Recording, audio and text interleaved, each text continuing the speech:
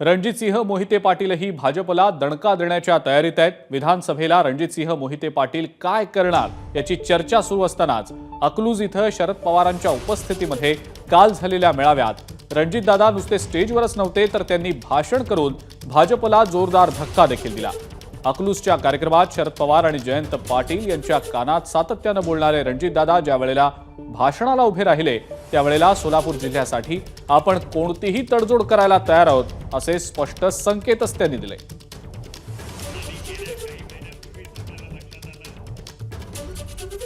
मला ह्या निमित्तानं एवढंच सांगायचं की माझी कातडी काढून जरी तुमच्या पायातलं पायतान केलं तर उपकार फिटणार नाहीत। एवढे उपकार तुम्ही सर्व मंडळींनी आमच्यावरती केलेले आहेत आणि ही जबाबदारी माझी आहे, ही जाणीव मला आहे। कुठं थांबावं लागेल, कुठं पुढं मागं व्हावं लागेल। सोलापूर जिल्ह्यासाठी आणि महाराष्ट्रासाठी रणजितसिंह मोहिते पाटील पाहिजे ती किंमत तडजोड करायला तयार आहे, पण विकासाला कुठेही खीळ बसली नाही पाहिजे हे मात्र या ठिकाणी आपण सर्वांनी जपायचंय। हा जिल्हा तुमचा आणि माझा, या जिल्ह्याला पुढे नेण्याची जबाबदारी आपली आहे आणि ह्या सर्व नेते मंडळींचे आशीर्वाद आपल्या पाठीमागे आहेत। निश्चितपणाने आपण हे सगळेजण पुन्हा एकदा उभा करूया।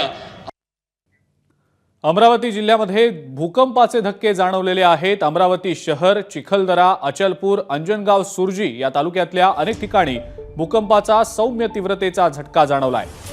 आज दुपारी 1:37 अमरावती जिल्ह्यामध्ये हे भूकंपाचे सौम्य धक्के जाणवलेत। 4.2 रिश्टर स्केलचे हे भूकंपाचे धक्के होते। एबीपी माझा, उघडा डोळे बघा नीट।